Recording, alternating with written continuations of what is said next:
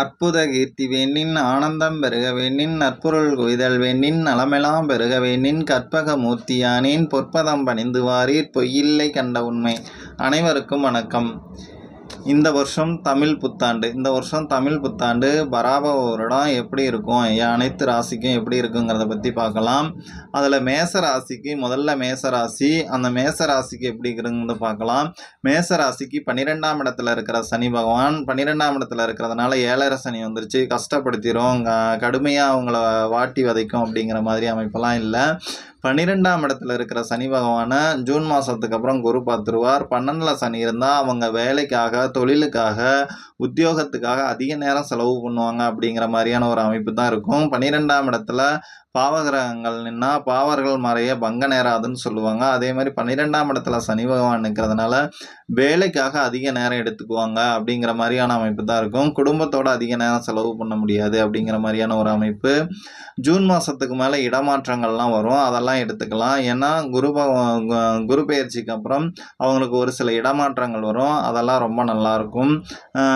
அதே மாதிரி வெளியூர் வேலைக்கு போகிறதுங்கிறது இப்போ தான் நான் படித்து முடிச்சுட்டு வந்திருக்கேன், வேலைக்கு போகிறது அப்படிங்கிறதெல்லாம் நல்லாயிருக்கும். கண்டிப்பாக வருமானம் நல்லாயிருக்கும், காசு பணம் கையில் நிறையும். அதே மாதிரி செலவும் அந்த அளவுக்கு இருக்கும், சுப விரயங்களாக இருக்கும், குடும்பத்தில் விசேஷங்கள் அந்த மாதிரி எல்லாம் நடக்கும். அதனால் சுப விரயங்களாக இருக்கும் இந்த மேசராசிக்கு.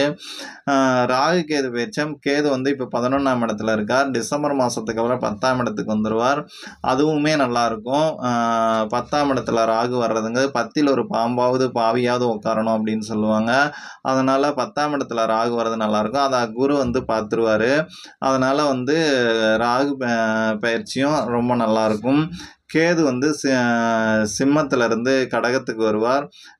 4ஆம் இடத்துக்கு கேது வர்றதுங்கிறது அங்கே ஆல்ரெடி குரு உட்காந்துருக்கிறதுனால உச்சம் பெற்ற கிரகத்துக்கு கூட கேது உட்கார்றதுங்கிறதுனால நல்லாயிருக்கும். அந்த கேதுவும் கெடு பலனை பெருசாக செய்யாது.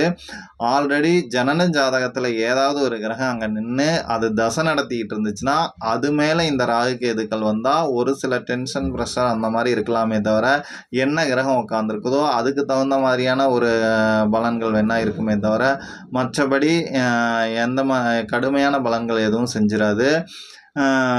இப்போ இந்த மேசராசியில் இருக்கிறவங்க சொந்த தொழில் செய்யலாமா அப்படின்னா சொந்த தொழில் பண்ணலாம், நல்லாயிருக்கும். ஆனால் நடக்கிற தசையை மட்டும் ஒரு முறை செக் பண்ணிக்கிட்டு அதுக்கப்புறம் நீங்கள் சொந்த தொழிலுக்குள்ளே போய்க்கலாம்.